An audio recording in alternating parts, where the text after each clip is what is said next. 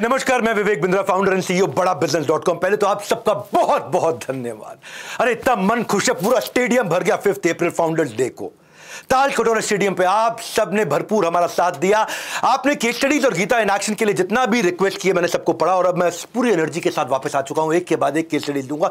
पिछले कुछ दिन बीमार रहा, पर उससे पहले मैंने Israel, Palestine, Facebook, Haryana community, Sam Manekshaw पे बात करी थी। चार्ल्स शोभराज आपने पसंद करी, विराट कोहली वायरल गया, गुरु नानक देव, चार्ली मंगर, महाराजा अग्रसेन। लेकिन आने वाले समय में एल.के. आडवाणी के ऊपर बनाने वाला हूं। भारत रत्न मिला उनको, सिंधी कम्युनिटी, ब्राह्मण कम्युनिटी, नीम करोली बाबा, सिख कम्युनिटी, आनंद महिंद्रा, बहुत चर्चा करूंगा। पर आज बात करेंगे एक ऐसे आदमी की जिसने भारत के अंदर क्रांति ला दी into global software hub, father of Indian IT sector, one of the greatest innovators of his time.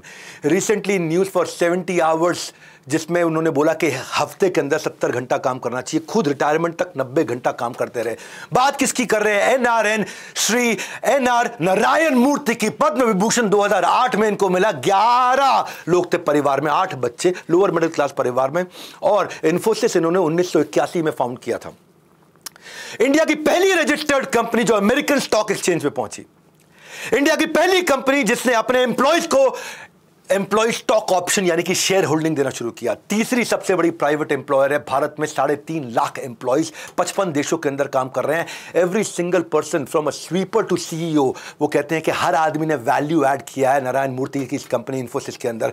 मैं आज आपको 9 कहानियां बताऊंगा, ऐसी अद्भुत कहानियां जो हर बच्चे हर बड़े को पता होनी चाहिए। पहली, सिंप्लिसिटी लाइक अ सेंट, राज ऋषि, ऐसा राजा जो ऋषि के समान हो। कुछ लोगों की आदत होती है जेब भले ही खाली हो लेकिन कपड़े ब्रांडेड पहनेंगे। खाने को एप्पल ना हो पर दिखाने को एप्पल चाहिए।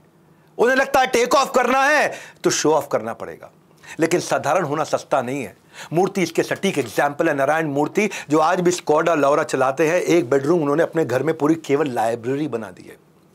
मैंशन अफोर्ड कर सकते हैं पर 3 बेडरूम के मकान में रहते हैं। इन्फोसिस में आज भी कैंटीन और कैफेटेरिया का खाना खाते हैं। और जब बच्चों की शादी हुई तो बच्चों की शादी में जितना पैसा आया वो सारा अक्षय पात्र इस्कॉन को गरीब बच्चों को खाना खिलाने के लिए दान कर दिया। आज भी खाना खाने के बाद अपने बर्तन खुद धोते हैं, अपने टॉयलेट को खुद साफ करते हैं। जब एक दिन कॉन्फ्रेंस रूम में शॉर्ट सर्किट हो गया तो इलेक्ट्रिकल इंजीनियर थे, खुद ही जाकर के शॉर्ट सर्किट फटाफट ठीक कर दिया। बोला इससे पहले कि कोई इलेक्ट्रिशियन आएगा खुद ही ठीक कर दूंगा। लास्ट पिक्चर इन्होंने 1983 में देखी थी, कुली। कुली मूवी, क्योंकि उसमें अमिताभ बच्चन को बेचारे बहुत चोट लग गई, उस चक्कर में जाके मूवी देख करके आए। अपनी वेडिंग एनिवर्सरी 1994 में अपने बच्चों के लिए, बच्चों ने इनके लिए एक सरप्राइज मूवी रखी थी, हम आपके हैं कौन। बड़ी फेमस पिक्चर थी। मूर्ति ने क्या किया, अपनी धर्म पत्नी के साथ उनकी एक सहेली को भेज दिया, खुद नहीं गए। जॉब से रिजाइन करके इन्होंने सॉफ्ट्रॉनिक्स नाम की कंपनी चालू करी थी जो कि फेल हो गई थी। बाद में पटनी कंप्यूटर्स, इन्फोसिस, इन्होंने एक के बाद एक ज्वाइन किया। इनके बारे में मोहनदास पाई जो उनके को फाउंडर है वो कहते हैं कि if you perform you exist, if you don't perform you don't exist for him. अगर परफॉर्मर है तो मूर्ति आपको रोज आपसे मिलेंगे, रोज बात करेंगे। अगर परफॉर्मर नहीं है तो मूर्ति को पता ही नहीं आप एग्जिस्ट भी करते हैं। ऐसे लीडर की कहानी सुना रहा हूं जिसमें पैशन भी था और कंपैशन भी था, रिस्पॉन्सिबिलिटी भी थी और ह्यूमिलिटी भी थी। इन दोनों का कॉम्बिनेशन। हर कहानी एक एंटरप्रेन्योर के लिए एक ऐसी लर्निंग, सुनते जाओ सीखते जाओ, पावरफुल लर्निंग। दूसरी चीज, चूज नॉलेज ओवर मनी। ये मूर्ति से मैंने बहुत सीखा। श्री नारायण मूर्ति। लोग अक्सर पैशन के बदले पैसा चुनते हैं, सपनों को छोड़ के सैलरी चुनते हैं।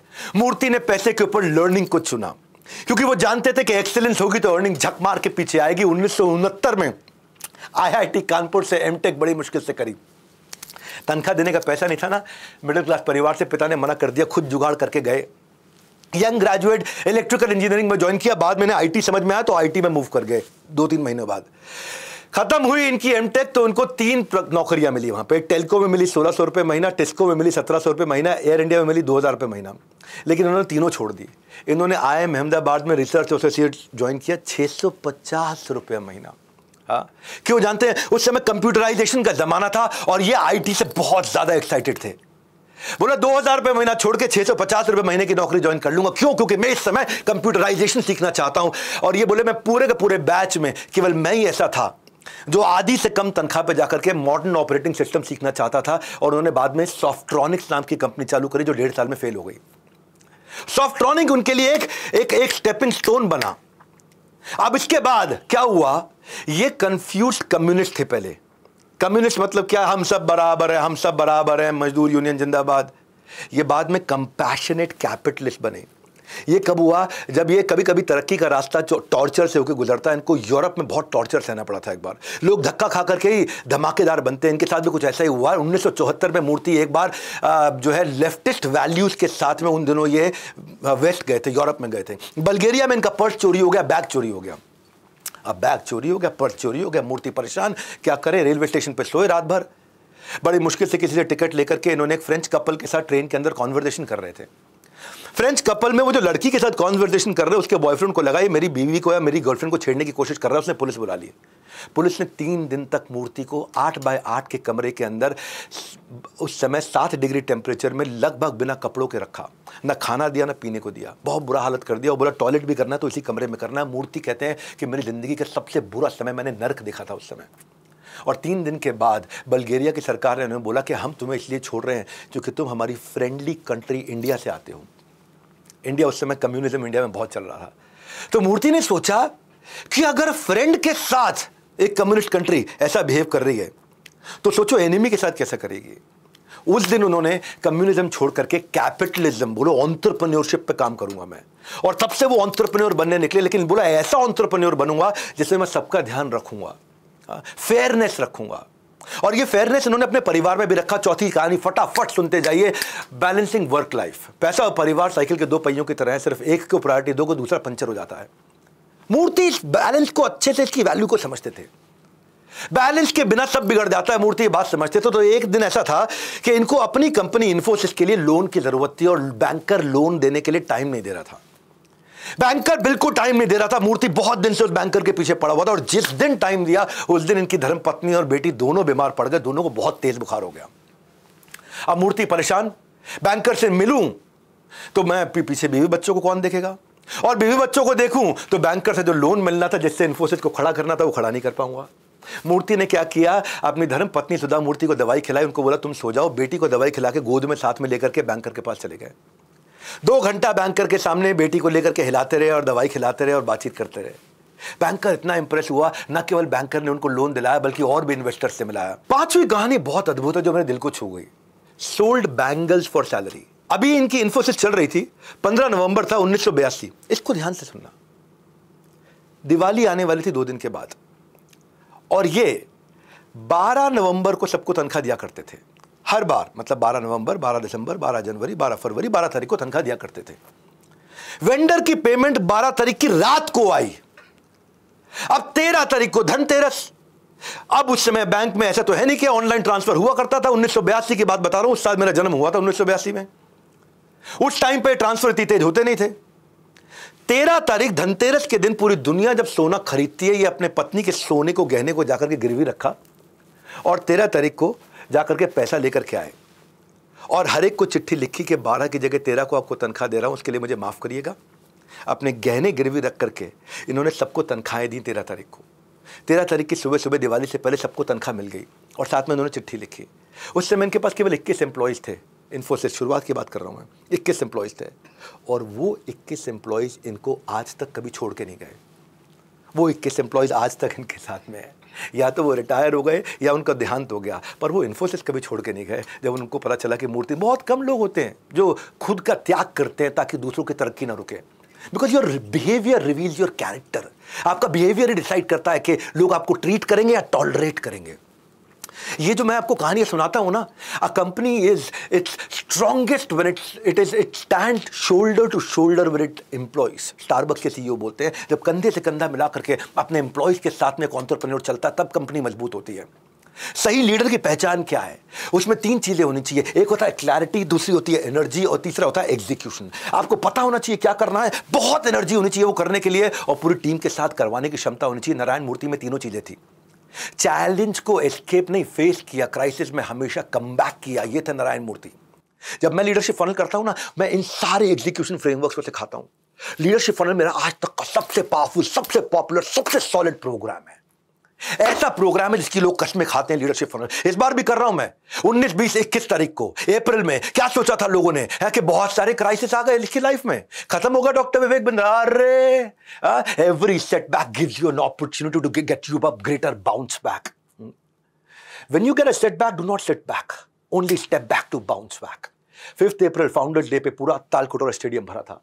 अब भरने वाला 19, 20, 21 अप्रैल लीडरशिप फनल।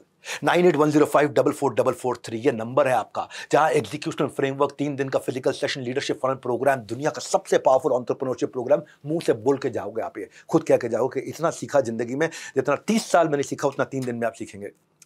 अभी आते हैं नारायण मूर्ति पर। छठी कहानी, एथिक्स कम्स फर्स्ट। मैं नारायण मूर्ति से क्यों इतना ज्यादा इंस्पायर्ड हूं? फेमस होने का फायदा कौन नहीं उठाना चाहता है, but integrity is all about doing the right thing when even know one is watching you. कोई नहीं देख रहा है। मूर्ति भी ऐसे ही थे, उनके लिए भी पावर से ज्यादा उनकी पॉलिसी मैटर करती थी। एक समय की बात थी कि उनको कोलकाता ऑफिस के काम से ट्रैवल करना था, अपनी पत्नी के साथ गए और पत्नी के साथ में गए, उनको एक बड़ा रूम दिया गया होटल में। तो मूर्ति सोचे, पत्नी कोलकाता घूमने आई है, इन्फोसिस के पैसे पे पत्नी मेरे कमरे में रहे, इन्फोसिस पैसा दे रही है और पत्नी मेरे साथ मेरे कमरे में रहे, उस कमरे का किराया जिसका इन्फोसिस दे रहा है। उन्होंने मना कर दिया। उन्होंने बोला एक और कमरा लो, उसके पैसे मैं दूंगा, मेरी तनख्वाह से कटेंगे, इन्फोसिस से नहीं कटेंगे। होटल का मालिक बड़ा घबरा गया, आए क्या बात कर रहे हैं। उन्होंने कहा ठीक है दूसरा रूम देते हैं, वो कॉम्प्लीमेंट्री कर देते हैं। मूर्ति गुस्सा खा गए, बोला कोई चक्कर नहीं, पैसे दूंगा मैं। और उसका रिजल्ट क्या हुआ, आने वाले समय में जितने भी फेक बिल्स हुआ करते थे ना कंपनी में, वो 80% इनके को फाउंडर्स ने बताया वो घट गए। क्यों? क्योंकि वो मूर्ति का एग्जाम्पल देखते थे। यद यद आचरति श्रेष्ठा तत्त एव तरुजनः। जैसा जैसा श्रेष्ठ व्यक्ति करेगा वैसा वैसा फॉलोअर करेगा, जैसा जैसा लीडर करेगा वैसा वैसा फॉलोअर करेगा। इसलिए आज इन्फोसिस जायंट है दुनिया में। आप जानते हैं रतन टाटा की मैंने केस स्टडी बनाई थी, उस समय 18 मिलियन व्यूज थे। बच्चों ने पेरेंट्स को दिखाया, पेरेंट्स ने बच्चों को दिखाया, सबको शेयर कराया। सिमिलरली नारायण मूर्ति की इंस्पिरेशनल स्टोरी, मैं चाहता हूं कि हम ये लेसन सबको देखें और दिखाएं ताकि लोगों के अंदर वो संस्कार जागृत हो। एक अनबायस्ड एम्प्लॉयर थे, मेरी सात्विक कहानी। अनबायस्ड एम्प्लॉयर, माँ बाप अपने बच्चों के लिए क्या नहीं करते, चाहे कुछ भी करना पड़े, लेकिन ये ऐसे एम्प्लॉयर थे जिन्होंने अपने बच्चे के लिए कुछ नहीं किया। अपने बच्चे को बोला अपने दम पे खड़ा हुआ तू, अपनी बेटी को अपने दम पे खड़ा किया। आज इनकी बेटी जिसकी पत्नी है वो राष्ट्र है जिस राष्ट्र ने हमारे ऊपर राज किया, और आज इनका दामाद उस राष्ट्र के ऊपर राज कर रहा है, प्रधानमंत्री बना है। मूर्ति की पेरेंटिंग फिलॉसफी बहुत अलग थी। उनको लिए उनके अपनों से बड़े उनके अपने उसूल थे। हार्वर्ड से उनका बेटा रोहन पढ़ करके वहां से एमबीए करके आया, और मूर्ति ने बोला तू मेरा एग्जीक्यूटिव असिस्टेंट बन, पहले अपने आप को प्रूव करके दिखा, उसके बाद तुझे कोई नौकरी दूंगा इन्फोसिस में। और तब बोले जब तक मेरा एग्जीक्यूटिव असिस्टेंट रिटायर नहीं होता तब तक तू खाली बैठा रहेगा। खाली बैठा के रखा 3 साल। जब एग्जीक्यूटिव असिस्टेंट रिटायर किया तब मूर्ति का बेटा रोहन उनको एग्जीक्यूटिव असिस्टेंट ज्वाइन किया, और उसके बाद में आगे चल के आगे बढ़ा। You become star not because of your positional power, कि मेरी पोजिशन है, मेरे बाप नारायण मूर्ति है। No, not position. You become powerful when you have your personal power. जब इधर पावर होती है ना तब आदमी आगे जाता है। अमिताभ बच्चन के पास क्या है? Personal power. Abhishek Bachchan positional power, with all due respect. Sachin Tendulkar personal power. Arjun Tendulkar positional power. Sunil Gavaskar क्या पर्सनल पावर। रोहन गावस्कर क्या पोजिशनल पावर। ऐसे मेरी बात सुनो, इंदिरा गांधी के पास थी पर्सनल पावर, लेकिन आज बाकी कोई जरूरी नहीं है कि उनके पास पर्सनल पावर है कि नहीं है। मैं किसी पॉलिटिकल बात नहीं कर रहा, मैं बात कर रहा हूं अपने अंदर दम बिल्ड करना चाहिए। इसको बोलते हैं मेरिटोक्रेसी। ये मूर्ति ऐसे व्यक्ति थे जिनके अंदर ह्यूमन टच बहुत पावरफुल था, इंसानियत बहुत ज्यादा थी। एक दफा वो बिजनेस क्लास एयर इंडिया में ट्रैवल कर रहे थे, और एयर इंडिया में ट्रैवल करते वक्त उनके जस्ट पीछे इकॉनमी में एक प्रेग्नेंट वुमेन बैठी हुई थी। अब क्या है, जब वुमेन प्रेग्नेंट होती है तो उसके ना यूट्रस पे प्रेशर होता है, जिसके कारण उसको बार बार वॉशरूम जाना होता है। अब वो बिजनेस क्लास में, क्योंकि बिल्कुल नजदीक है टॉयलेट, वहां जाने की कोशिश करे तो एयर होस्टेस रोक दे, बोले पूरा पीछे तक जाओ इकॉनमी की टॉयलेट में, लास्ट तक जाओ और वहां जा करके वहां वॉशरूम करके आओ, क्योंकि बिजनेस क्लास में तो हम आपको एंटर करने नहीं देंगे। जब मूर्ति ने देखा कि उस औरत को इतनी तकलीफ हो रही है तो वहां किसी और ने कुछ नहीं ऑफर किया, मूर्ति खड़े होकर के अपनी सीट ऑफर की और खुद इकॉनमी में चले गए। वो मैडम को जाकर के बिजनेस क्लास में बैठा दिया। अब मैडम बिजनेस क्लास में भोजन भी कर रही हैं और वॉशरूम भी जा रही हैं। जब मूर्ति को एयर होस्टेस ने देखा, इतनी इंप्रेस हुई, तो उसने बिजनेस क्लास का भोजन लाके मूर्ति को दिया। मूर्ति ने मना कर दिया। नारायण मूर्ति बोले नहीं, बिल्कुल गलत है ये, क्योंकि अगर मैं इकॉनमी में बैठ के बिजनेस क्लास से खाना खाऊंगा तो आजू बाजू के लोग बुरा मान सकते हैं। तो उन्होंने इकॉनमी का भोजन किया। अब ये सारी बात जाकर के एयर होस्टेस ने पायलट को बताई। पायलट ने अनाउंसमेंट कर दी, पूरे के पूरी फ्लाइट ने खड़े होकर तालियां बजाई। पायलट ने आकर के पूछा मैं आपके लिए क्या कर सकता हूं। बोला बस एक काम कर देना इसके बदले। बोला क्या? मुझे सबसे पहले निकलने देना। बोला आप टाइम के बहुत पंक्चुअल है, टाइम बचाना चाहते हैं। बोले नहीं नहीं, टाइम की बात नहीं है, पहले इसलिए निकलने देना क्योंकि मेरे को बड़ी शर्मिंदगी महसूस होगी अगर किसी ने रोक करके मुझे इसके लिए धन्यवाद किया तो। मेरे लिए एम्बैरेसमेंट हो जाएगी। ऐसे थे मूर्ति। ऐसे ऐसे मूर्ति जिनके अंदर इतना ह्यूमन टच था। अमीर होना बड़ी बात नहीं है, आदमी अपने बैंक बैलेंस से नहीं, अपने बिहेवियर से बड़ा बनता है। बड़े होने में और बड़प्पन में कंपैशन का फर्क है। हाँ, तो दो तरह के लोग होते हैं, कुछ अपनी बातों और अपने काम से दिल में उतर जाते हैं और कुछ दिल से उतर जाते हैं, पूरी तरीके से उतर जाते हैं।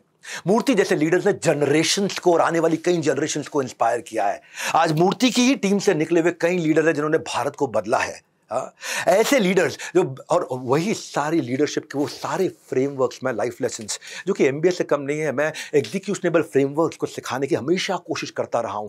यही मेरा मुद्दा रहा है और यही मेरा मुद्दा रहेगा। मेरे को एक्चुअली मेरे गुरुदेव का आदेश ही यही है कि भारत को एंटरप्रेन्योरशिप सिखाओ भगवत गीता के माध्यम से। 19, 20, 21 अप्रैल, फिर से याद दिला रहा हूं क्योंकि दिन बहुत कम रह गए, दिन बहुत कम रह गए, केवल 150 लोग बैठते हैं और जो मर्जी प्रश्न पूछ लेना, वहीं पे खड़े खड़े आपको मैं एकदम स्टेज से हाथ के हाथ उत्तर दूंगा। उत्तर नहीं दे सका जिंदगी में दोबारा स्टेज पे नहीं चढ़ूंगा, इतना दम रखता हूं मैं, क्योंकि ये मेरा कोर है एंटरप्रेन्योरशिप। हाँ, ये बोर्ड लाइन नंबर है, फोन करना। लेकिन अभी आता हूं मैं मूर्ति के आपको अगली बात, मॉडेस्ट मास्टर। एक बार क्या हुआ, मॉडेस्ट मास्टर क्यों बोलूंगा मैं इनको, एक बार ये जब फ्लाइट में ट्रैवल कर रहे थे तो ट्रू कॉलर आप सब यूज करते हैं अपने मोबाइल में, ट्रू कॉलर का सीईओ उनके साथ में बैठा हुआ था। वो मूर्ति को देख के पहचान नहीं पाया, 2015 की बात थी। अब मूर्ति इतने सिंपल से व्यक्ति हैं, ऐसा बिल्कुल एकदम सिंपल सी पैंट कमीज पहनते हैं। उनकी पत्नी ने भी 17 साल से कोई साड़ी नहीं खरीदी है। तो उन्होंने पूछा आप क्या करते हैं? मूर्ति बोले मैं समाज सेवक हूं, फिलैंथ्रोपिस्ट हूं। तो उन्होंने मूर्ति को देखा, अच्छा फिलैंथ्रोपिस्ट, समाज सेवक, बहुत समाज सेवक घूम रहे आजकल देश दुनिया में, ट्रू कॉलर का सीईओ। उन्होंने देखा मूर्ति के हाथ में वो जो लैपटॉप बैग नहीं होता, पिट्ठू बैग, उस पर इन्फोसिस लिखा हुआ। तो ये इसका नाम था सीईओ का, आलम मामेडी। आलम मामेडी बोले अरे आपके पास इन्फोसिस का बैग है? बोले हाँ जी। बोले आलम मामेडी बोले अरे मैं तो जिंदगी भर सपना था मेरा इन्फोसिस में नौकरी करने का, आज मैं ट्रू कॉलर का सीईओ हूं, पर मैं इन्फोसिस में नौकरी करना चाहता था। बोले क्यों नौकरी करना चाहते थे इन्फोसिस में? बोला एक दिन मेरे घर में कंप्यूटर खराब हो गया था, मैंने इन्फोसिस के एक आदमी को बुलाया और उसने इतना प्रेम से, इतना बढ़िया से मेरे आकर के पूरा कंप्यूटर, पूरी मशीन, सब कुछ फिक्स कर दिया। बोला इतना इंप्रेस हुआ, मैं सोचा जिस कंपनी का इतना छोटा एम्प्लॉय इतना पावरफुल है और इतना सिंसियर है, वो कंपनी कैसी होगी। तो मेरी इच्छा थी वहां काम करने की।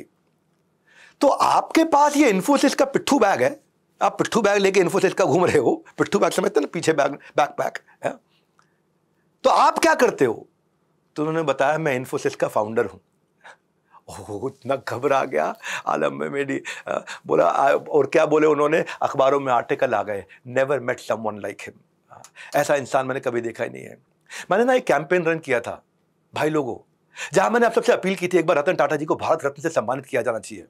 आज वही इमोशन को मैं दोबारा फील कर रहा हूं। श्री नारायण मूर्ति के बारे में छोटा video, quick learnings, powerful learnings, लेकिन मैं चाहता हूं नारायण मूर्ति हम सबके लिए, क्योंकि एक बहुत बड़ी इंस्पिरेशन है और ऐसी इंस्पिरेशन और पैदा हो। इसीलिए अगर भारत रत्न मिले ना तो केवल पॉलिटिकल सोशल लीडर्स को ना मिले, एंटरप्रेन्योर्स को भी मिले। मैं एक कैंपेन रन करना चाहता हूं आपके साथ, हैशटैग भारत रत्न फॉर नारायण मूर्ति। अगर आप मेरा साथ देना चाहें तो ट्विटर पे आ जाइए, hashtag Bharat Ratna for Narayana Murthy, hashtag Bharat Ratna for Narayana Murthy. आ जाओ साथ में आकर के। पूरे देश के अंदर क्या केवल इलेक्शन का एजेंडा नहीं होना चाहिए, एजेंडा ऐसे लोगों का होना चाहिए जिन्होंने एक्चुअली भारत को खड़ा किया है। और ऐसी कुछ इंस्पायरिंग स्टोरीज के साथ आता रहूंगा, आपको लगातार कुछ ना कुछ सिखाता रहूंगा। आपको आज का वीडियो मेरा कैसा लगा कमेंट बॉक्स में बताइए, कौन सी कहानी आपको सबसे अच्छी लगी और किसका वीडियो नेक्स्ट देखना चाहते हैं। इस वीडियो को सब तक पहुंचाने के लिए, खास तौर से हर बच्चे को दिखाने के लिए आप सबका हृदय की गहराई से प्रेम पूर्वक बहुत बहुत धन्यवाद।